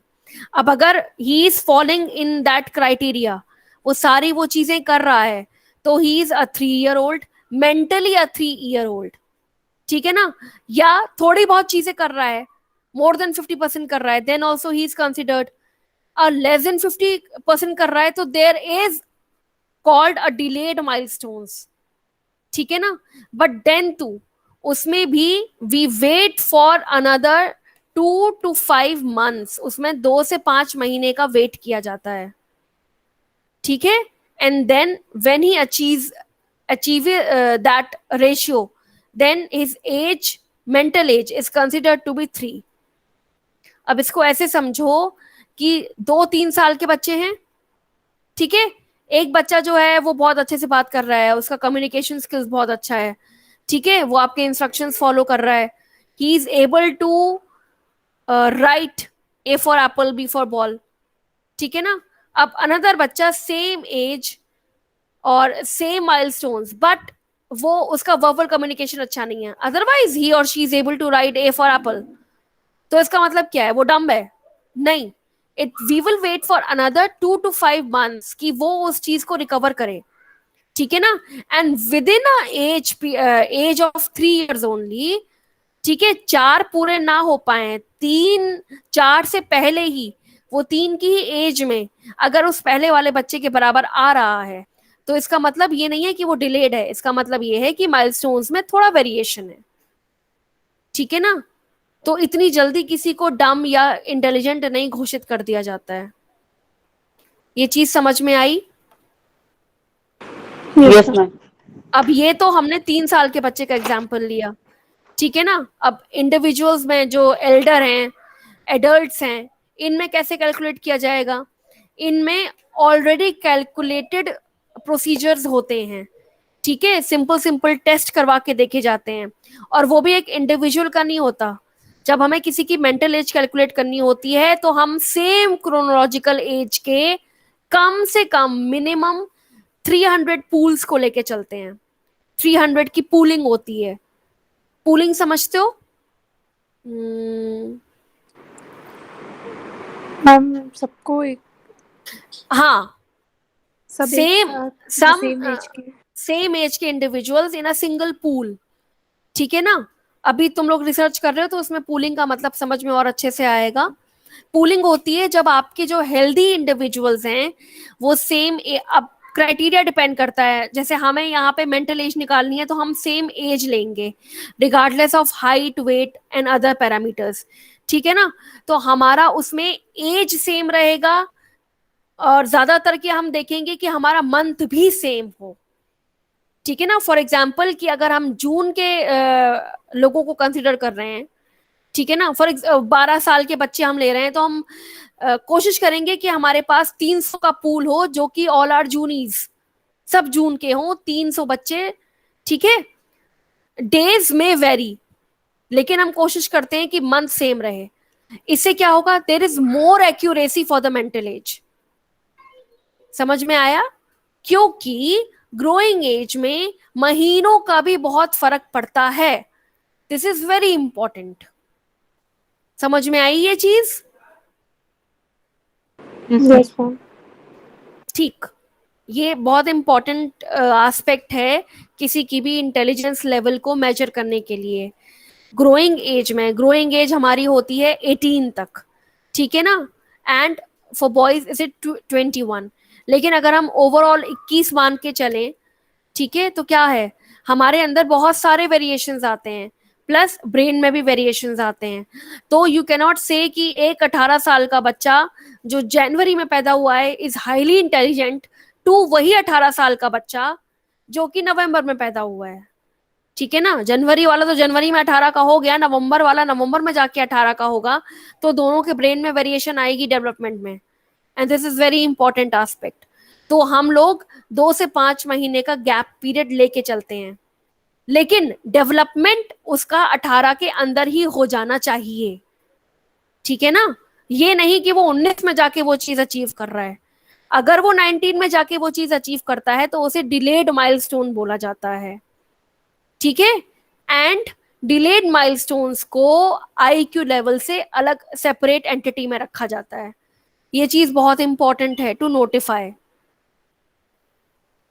समझ में आई बेटा? Yes ma'am.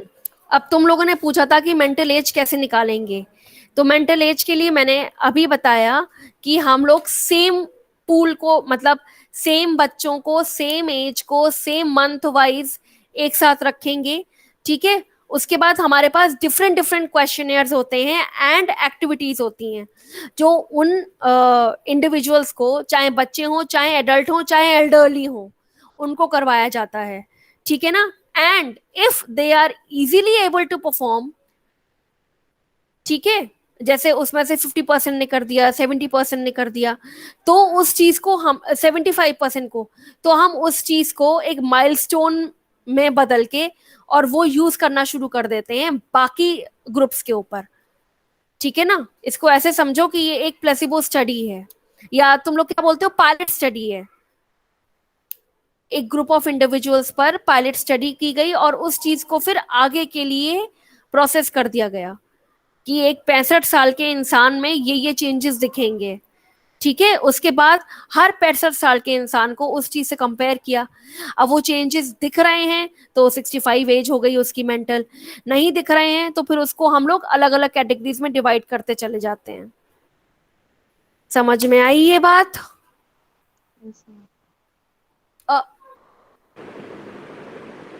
Yes, ma'am. आई अभी आएगी, जब हम लोग कैलकुलेशन करेंगे ना तब आएगी।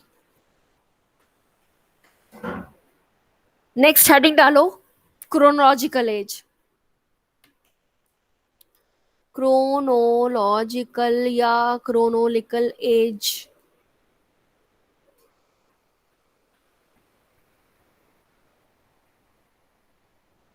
इसमें लिखो it is the actual age और biological age, it is the actual age or biological age in years in years from the birth. It is the actual age or biological age in years from the birth.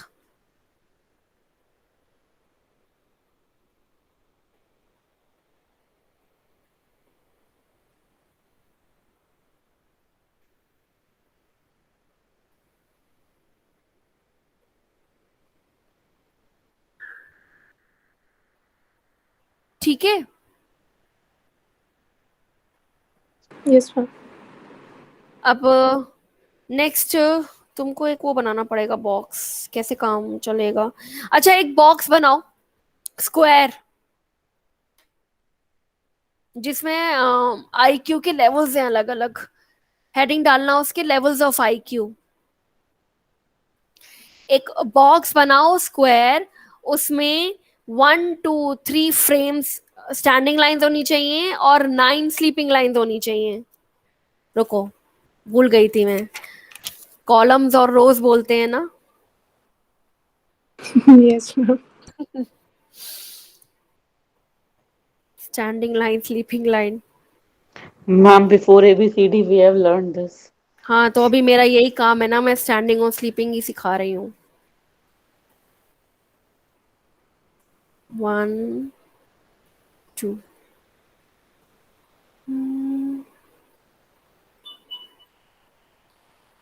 पहले में लिखो serial number, second box में लिखो category, और third में लिखो level of IQ. Level of IQ इस तरीके का बनाना है। कुछ दिख रहा है? Yes, ma'am. ठीक है, तो पहले इधर जो हमारा सीरियल नंबर है उसमें 1 2 3 4 8 तक लिख लो। 3 4 5 6 7 8, ठीक, लिखा। Yes, ma'am. 1 के आगे लिखो idiot, IDIOT, idiot. Ma'am category वाली बॉक्स में? हाँ, कैटेगरी वाले बॉक्स में। पहले सीरियल नंबर में हमने 1 2 3 4 लिख लिया 8 तक, अब हम कैटेगरी वाले बॉक्स में लिखेंगे पहला इडियट, फिर लेवल ऑफ आईक्यू में जाके लिखेंगे 0 to 25। ये एक्चुअली काला बहुत है, मैं ये तुम लोगों को कैसे फॉरवर्ड करूं। 0 to 25। अब सेकंड लिखा। Yes ma'am. अब सेकंड बॉक्स में आ जाओ, सेकंड नंबर पे लिखो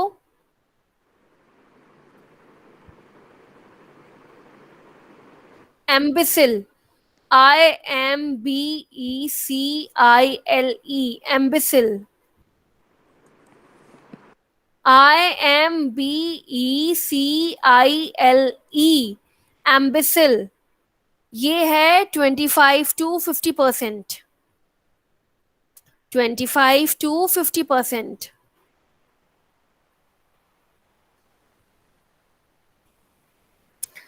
लिखा।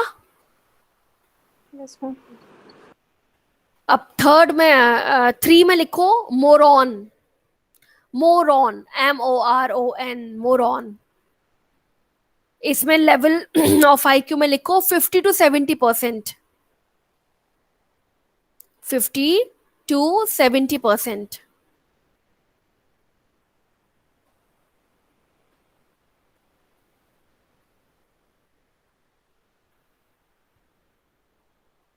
फिर फोर्थ में लिखो बिलो नॉर्मल,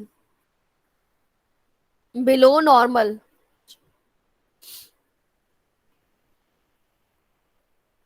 ये है 70 to 90%, 70 to 90%। फिर नेक्स्ट, फिफ्थ में हमारा लिखो नॉर्मल, नॉर्मल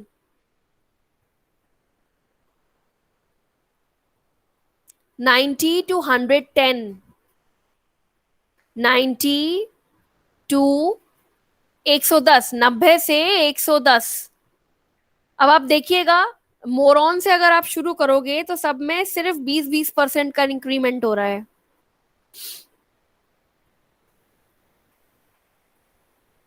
फिर नेक्स्ट हमारा आया छठा पॉइंट है ना बेटा? Yes ma'am. इसमें लिखो सुपीरियर, सुपीरियर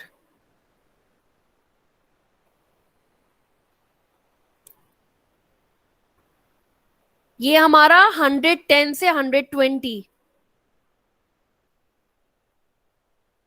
110 से 120।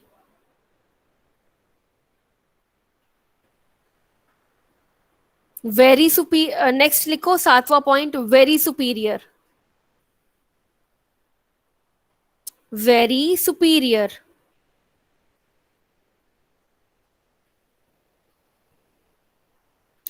इसमें लिखो 120 to 140, 120 to 140।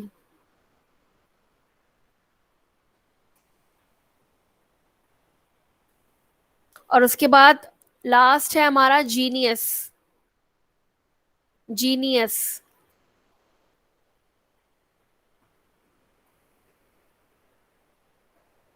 ये है हमारा 140 एंड अबव,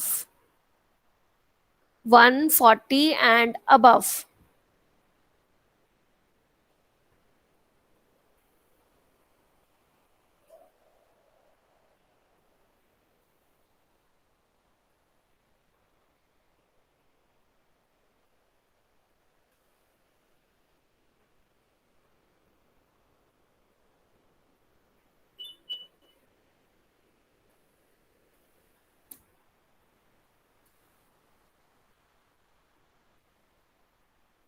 लिखा सबने? Yes ma'am. अब इस टेबल के अकॉर्डिंग अगर हम लोग देखें तो ऑलमोस्ट हम सारे नॉर्मल कैटेगरी में ही आते हैं।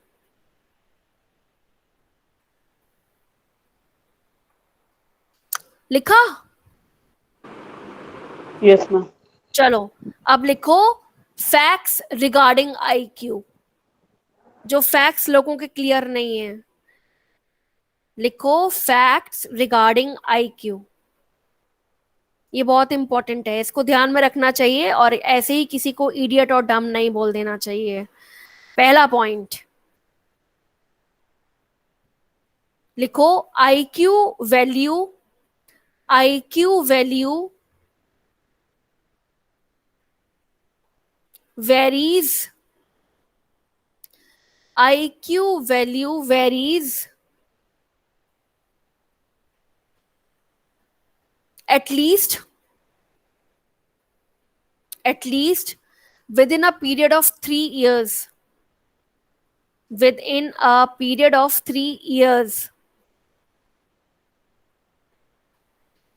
IQ value varies within a period of 3 years। Next point लिखो IQ changes, IQ changes as a result of change in environment, IQ changes as a result of change in environment।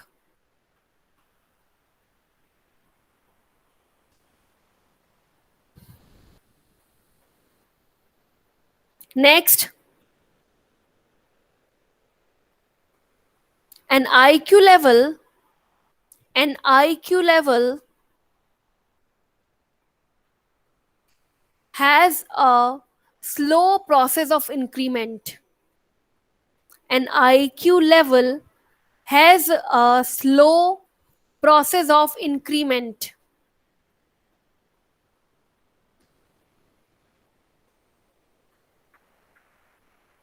Next point लिखो. There is no relationship between success and IQ level. There is no relationship between success and IQ level.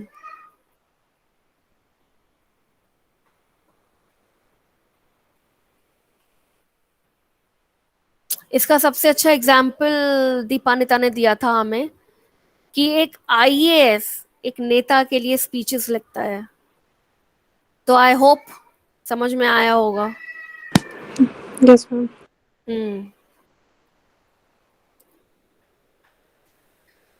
Next point लिखो. An IQ is never considered an IQ is never considered a benchmark for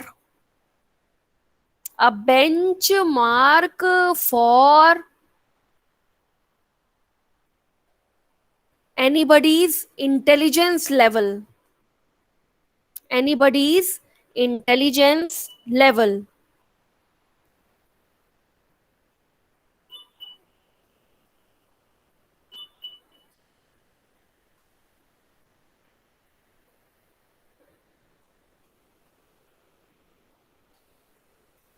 समझ में आया बेटा जी? Yes ma'am. Ma'am इसमें जैसे आपने बताया ना IQ is not considered a benchmark, तो हम जैसे जो इंटेलिजेंस आपने पूरा बताया था और IQ, तो हम IQ एक टूल बोल सकते हैं क्या कि इट्स जस्ट अ टूल हाँ, to it is. Identify intelligence? Yes, exactly. This is what I'm trying to say. ये सिर्फ एक टूल है, ठीक है ना? Just a tool for measuring. जो हम इतने सारे टूल्स ही तो पढ़ रहे हैं इतनी देर से, ठीक है? इस IQ लेवल के अलावा भी बहुत सारे क्वेश्चनर्स होते हैं जो आपकी इंटेलिजेंस को नापते हैं, ठीक है ना? लेकिन क्योंकि IQ को ज्यादा फेमस बना दिया गया है, कहते हैं ना उसकी पॉपुलैरिटी इजी है, इजी टू कैलकुलेट, तो उसकी पॉपुलैरिटी ज्यादा हो गई है, ठीक है? स्कूल्स वगैरह में यूज किया जाने लगा, तो कॉमन लैंग्वेज में हम लोगों को, आम जनता को भी समझ में आने लगा, भाई IQ, इसका IQ कम है, उसका IQ ज्यादा है. लेकिन अगेन इसका जो मोस्ट इंपॉर्टेंट पॉइंट यही है कि पहली बात तो इसमें 3 साल का वेरिएशन दिया गया है, ठीक है ना? हम तो बच्चों में 2-2, 3-3 महीनों का ही वेरिएशन ले रहे थे, पर जब हम IQ कैलकुलेट करते हैं तो 3 साल का वेरिएशन लिया गया है. मतलब अगर आप एक 15 साल के बच्चे का IQ टेस्ट कर रहे हो, तो अगर वो अपनी एक्टिविटीज प्रॉपर मेंटल एज के अकॉर्डिंगली नहीं कर रहा है, तो जरूरी नहीं है कि वो अब ना करे. हो सकता है वो 3 साल बाद इंटेलिजेंट हो जाए, उसकी IQ लेवल बढ़ जाए, ठीक है ना? तो it is not considered at all important for measuring anybody's intelligence, ठीक है? समझ में आया? ये नहीं कि वो तुम्हारा तो IQ कम है, तुम तो बेवकूफ हो. अब अगर ऐसे देखा जाए तो मैंने अभी बोला ना, मोस्ट ऑफ अस, हम तो इसमें नॉर्मल रेंज में ही फॉलो कर रहे हैं, है ना?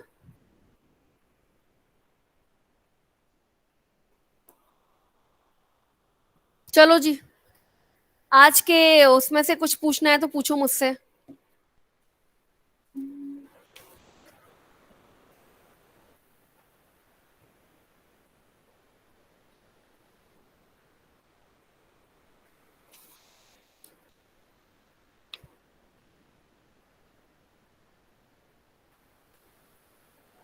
मैम मैम जैसे ऐसे जनरली कहते हैं, जैसे IAS का इंटरव्यू होता है और रेलवेज में होते हैं ऑफिसर्स की रैंक में, तो कहते हैं IQ चेक करते हैं.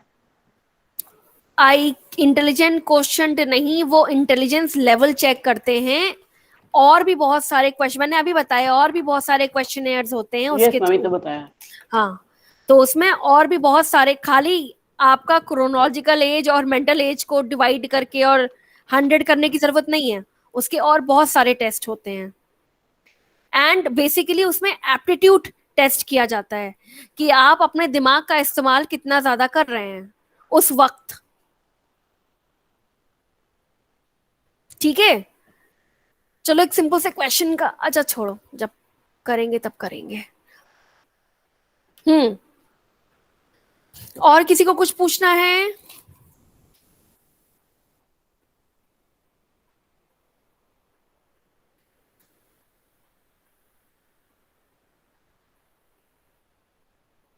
अब मैं क्या आईक्यू लेवल टेस्ट करूं? सारे इंटेलिजेंट है मेरे तो, हैं भाई? किसी को कुछ नहीं पूछना?